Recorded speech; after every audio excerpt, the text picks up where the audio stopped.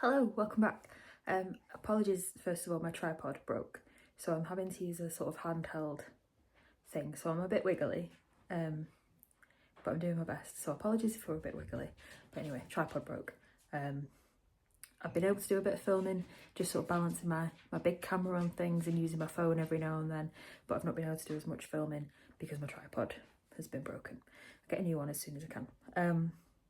Anyway, this week I'm going to show you Tour de France is on in the background. Tour de France Femme. Watch the Femme. So I'm going to show you a bit of what I've been drawing on the felt drawing. I'm also going to tell you a little bit about the inspiration behind, not the inspiration, but maybe some of the historical context behind why I'm drawing what I'm interested in. And while we're talking about that, I thought I'd talk about a little bit about Ed Sheeran's paintings too. It's linked, it'll all link, don't worry. I hope you enjoy the episode, and as always, please subscribe if you haven't already, helps me out a lot, and like, and Wilbur's walking around the place as usual, and yeah, let's get into it. Wilbur's had a haircut, ready for holidays. You looking good? So first of all, these glasses have been a game changer. They are still hilarious. I'm still finding them very funny every time I put them on, but they have been an absolute game changer in getting the detail drawn, getting the detail done in this drawing. So this week I've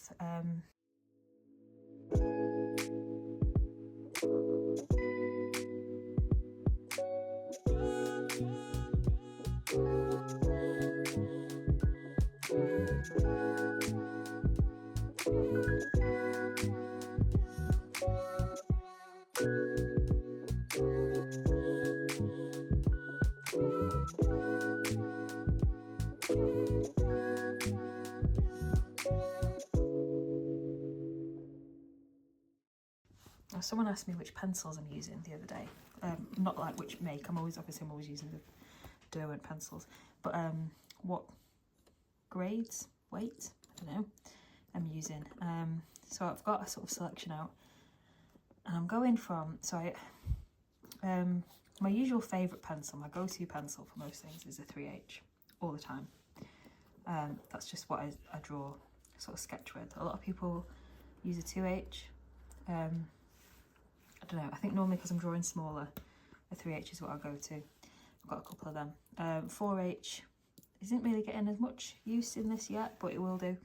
This week I've been using the 5H, which is why it's tiny, absolutely tiny, because I like my pencils incredibly sharp,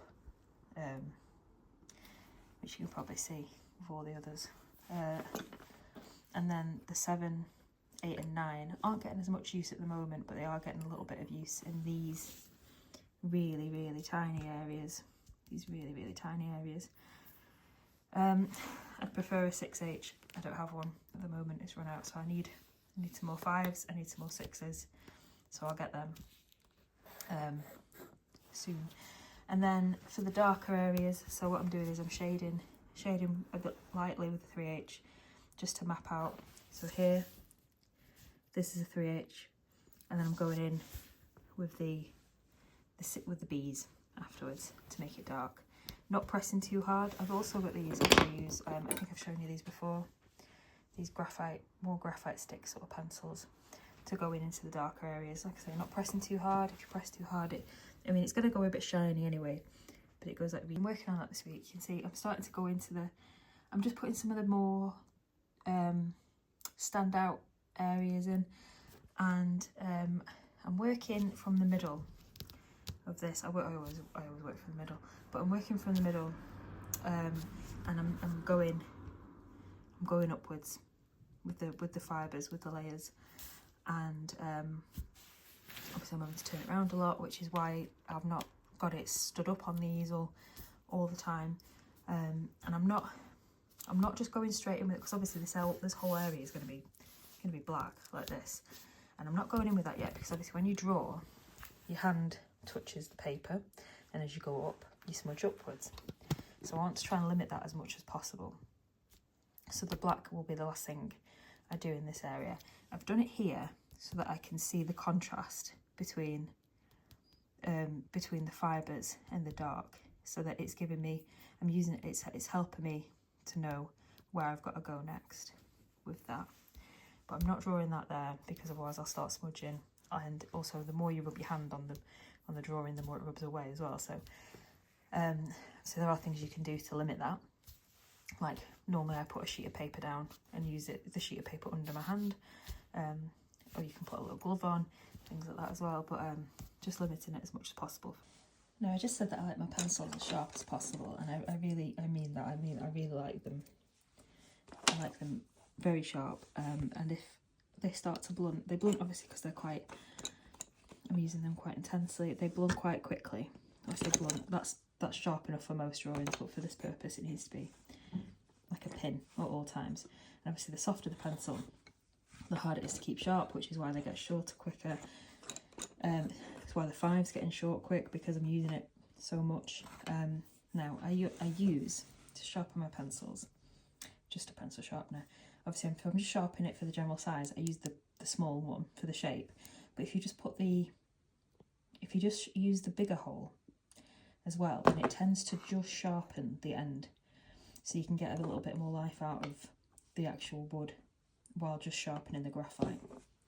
Another way you can do that is by sharpening with a knife, which I do a lot. You can see this 3H here. I sharpen that with a knife just to get a little bit more of a point on it. So this week someone asked me, they asked me who my favourite artists are, and they also asked me what I thought about Ed Sheeran's paintings, which they're not linked, the answers to those things. So I'll tell you a bit about who my favourite artists are and why. Now, I wrote my dissertation about Cornelia Parker. Now, Cornelia Parker's still alive. She's still very much practicing art. She's fantastic. I'm a huge fan of Cornelia Parker. She did the Exploded Shed. It was in the Tate. Pretty sure it won a Turner Prize. I feel like it won a Turner Prize. Anyway, I should have googled that first, shouldn't I? You can Google it yourself. But yeah, Cornelia Parker. I wrote my dissertation about her, and she's an inspiration. Yeah, I say she's an inspiration. I say a lot of what I like working on is quite similar in ideology to what she does, which is why I enjoy her work, and I'll show you a little bit of that in a second. Another one of my favourite artists, who I'm not going to go into today, is Leonardo Drew. Give him a Google. Big fan of his work, really like it. We'll talk about him another time. And we'll talk about Cornelia Parker. So I've got this book about Cornelia Parker and her work on a commission called the Brontean Abstracts. And she was commissioned to do this work by the Bronte Museum. It's got, I'll just show you. If you're not familiar with Cornelia Parker's work, you might be familiar with Cold Dark Matter. That's what it's called, An Exploded View. So this is an exploded shed. And the idea is that it's a pause in time. It's a moment in time where a shed, she's trying to show a shed sort of exploding. And if you press the pause button, this is what you'd get. And it's, I think she's described it as cartoonish in the past. She's interested in these cartoonish moments in time. She's got a lot of these sort of suspended animation type things, and her work on the Brontean Abstracts, I'd highly recommend this book, by the way. Her work on the Brontean Abstracts is about capturing suspended time. So she's looking at things used by the Bronte sisters and taking microscopic images of them to show their use, which is suspended in time now. So I think this is the feather of one of their quills. This is the needle of one of their sewing kits, I suppose. This is a stocking that's been darned by Anne Bronte. So it's just all about little traces of themselves that they left behind that are now suspended in time. And broken hair fibre, lovely. Big fan. So I'll not show you the whole book, but I'll just give you the idea. So it's all about these little bits of impact that the Bronte sisters made that are now suspended in time, and they're almost proof of existence, but they're lovely.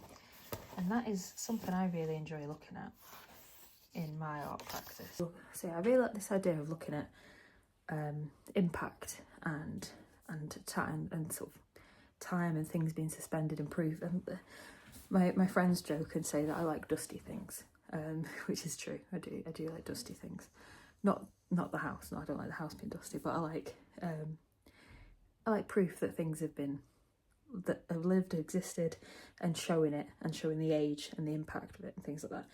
Which brings us on to, in a way, now bear with me, Jackson Pollock, who is another one of my favourite artists. I've seen quite a few Jackson Pollocks in galleries, and they're always amazing. If you've ever, hands up who's been to, not to be patronising, but hands up who's been to an art gallery. Because I don't know how many people, like me and my friends, go to art galleries, but we did an art degree, so we had to go to art galleries, and we still go. Do people go to art galleries? Do you guys go? Which are your favourite ones, is what I want to know. So anyway, I've seen a few Jackson Pollocks in galleries. Is it the Met or the MoMA that he's in? I think it's MoMA that I saw his biggest collection in New York. I can't remember. Might have been the Met. One or the other. I should have googled that as well. Should have googled it before I said it. Anyway, so my favourite Jackson Pollock painting is Lavender Mist 1, it's called.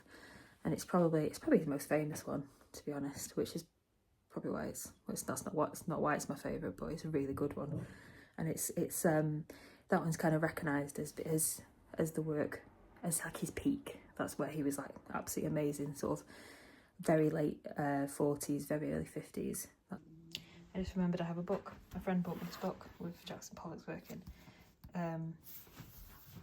So this is it. This is Lavender Mist #1. This is my favourite. It's enormous in real life, absolutely enormous. And I sat in front of this for hours when I first saw it. A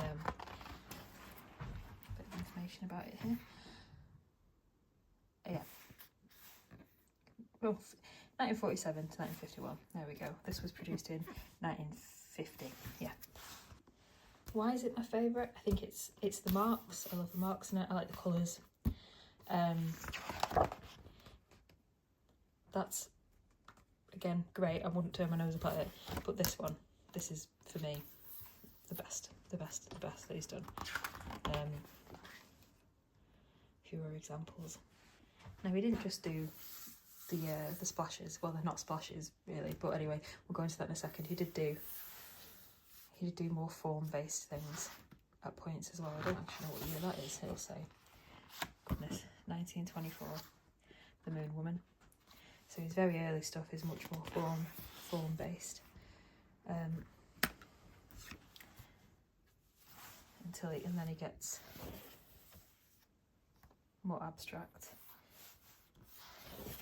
until he gets to these, which are sort of considered his masterpieces. They're all masterpieces, I suppose, but this is where people were really paying attention. Now, it looks like what he's done is chuck a load of paint at a canvas, and in a way he has.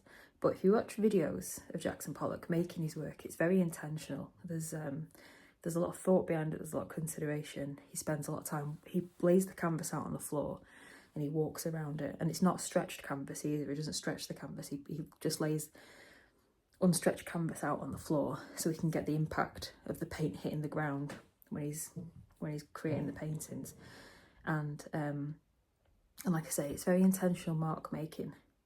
And he uses like bits of like old wood to like throw the paint down. He uses whips to whip it onto the ground, like bits of leather to whip it on. It's not just him chucking paint at a canvas, it's mark making. And I think that's why he's one of my favourites. Again, is that intention behind the art, not just the outcome, but you can feel the intention in the outcome, I think.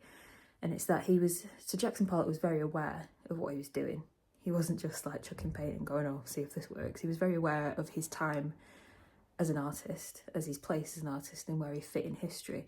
And he was very aware that at that moment, modern art was about being aware of time, being aware of was very aware that it was about being aware of time and being aware of feeling and representing that. Whereas before modern art, before people like Jackson Pollock and that whole era, had very much just been about sort of replicating what was in front of you. So painting a nice painting to capture a view or to capture a likeness, whereas this was much more about going into painting for feeling, or creating art for feeling, creating art to represent time. Now, what does any of that have to do with Ed Sheeran, you might be asking? You may or may not have seen that Ed Sheeran's got a series of paintings out called Cosmic Car Park. Cosmic Car Park? Yeah, Cosmic Car Park. So Ed Sheeran's created this series of paintings which are going for sale to support his charitable fund, I believe, which is for music. I think it's to support people within music. Now, someone asked me how I feel about these paintings. Now, how I feel about these paintings obviously isn't important. No one cares. But I understand why he's doing them, but they're not for me. I don't love the style, which might sound crazy because I've just said how much I love Jackson Pollock, and these paintings, I get them called Pollock-esque. Now, if you've not seen them, go and have a Google Ed Sheeran's paintings. They are getting called Jackson Pollock-esque.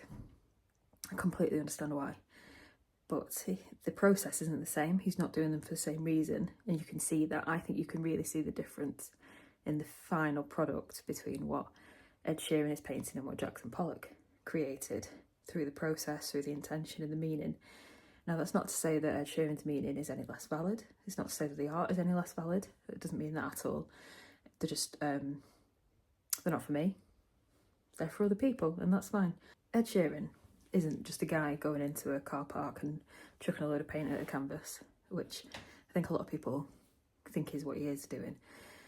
No, Ed Sheeran's grown up. I sound like I'm just like a massive Ed Sheeran fan here. He's okay, he's fine. I'm not against him, I'm not for him, I'm just talking about art, that's it. I'm not talking about his music, I'm just talking about the canvases created in comparison to Jackson Pollock, because he is being compared to Jackson Pollock, and apparently he really doesn't like, well, I don't know if he really doesn't like it, but apparently he's not a fan of that.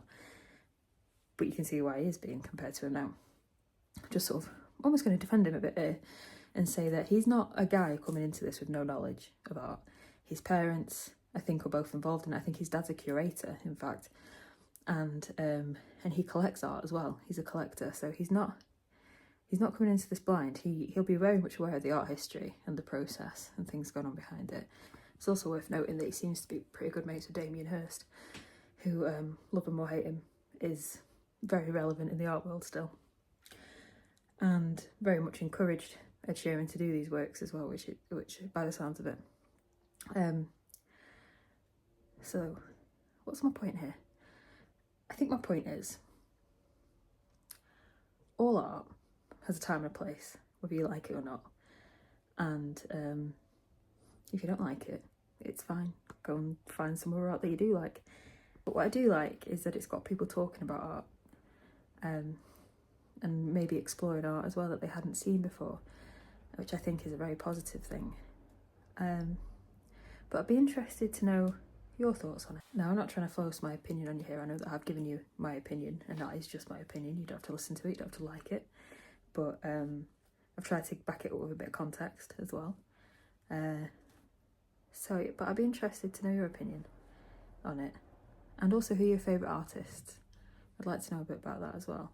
And is there any artists that you'd like me to talk about? I mean, I looked in, well, at university we did fine art, we did art history as a large part of the degree, and I've just got an interest in art history anyway, and most of that is in postmodern art, so I know more about that era than any other, but I can always have a little look and see what else is going on that you might want to know about. Now, I am going away this weekend for a few days, so I'm going to take some sketching stuff with me, hopefully draw a bit of stuff while I'm out there, and then show you that next week. And then I'll be carrying on with the felt drawing, and also we've got to get ready for the outdoor painting competition as well, so I'll be cracking on with that a bit more too. So for now, that's it. Sorry there's not been loads of drawing in this. If you come here to watch drawing, then there's not been tons of that this week. There'll be more next week.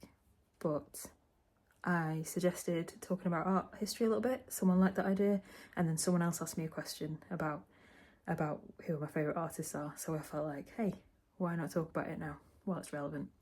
So anyway, I hope you like this video. If not, then that's fine too. But please subscribe if you haven't already, and I'll see you all soon. Bye.